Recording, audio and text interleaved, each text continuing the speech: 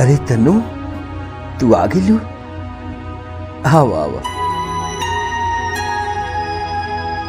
का भेल तनु, इतना उदास काहे बाड़ू? नील, आज के बाद हम तोरा से कबू ना मिले। का है ऐसन का बात हो गई? काहे कि हमार बाबूजी हमार ब्याह तय कर दे बने।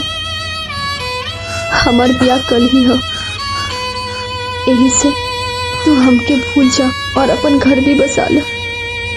घर? अरे हमार घर तो बसे से पहले ही उजड़ गए। अब तो ये बगिया में पतझड़ ही पतझड़ बा। अब मैं कब दोबारा बाहर नहीं आ सकत। ऐसा मत बोली, हमके भूल जा। अरे कैसे भूल जाई?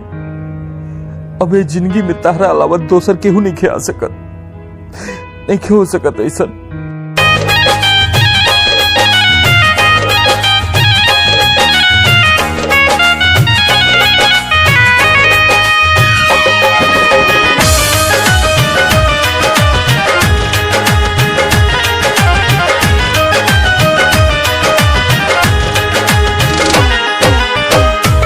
ससुररिया ना भेजल खबरिया भेजा आके ससुररिया ना भेजल खबरिया यार आइल बन के चूड़ी हरवा हे जान हो मिले खातिया आज तारा खरवा हे जान हो अगना से निकल बहरवा।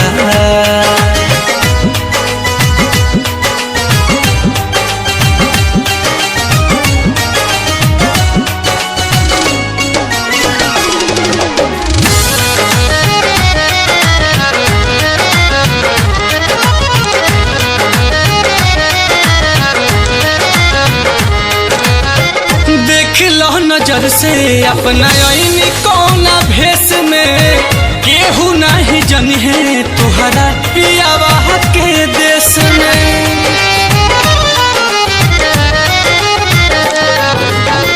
देख लो नजर से अपना आईनी कौना भेष में केहू नहीं जनी है तुहरा पियावा के देश में। डर नहीं जान हम केहू से न बोलब, डर नहीं जान हम केहू से न बोलब। चल जाइब देख के चेहरवा जान हो मिले खातिया आज तारा घरवा हे जान हो मिले खातिया आज तारा घरवा।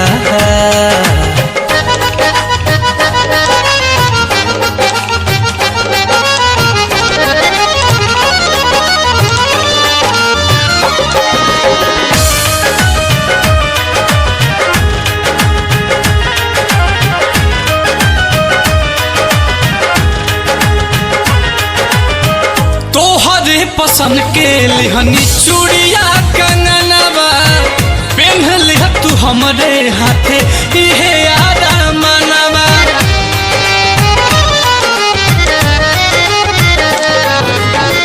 तोहरे पसंद के लिहनी चूड़िया कंगनवा पहन लिह तू हमरे हाथे बाहटे यारा मनवा।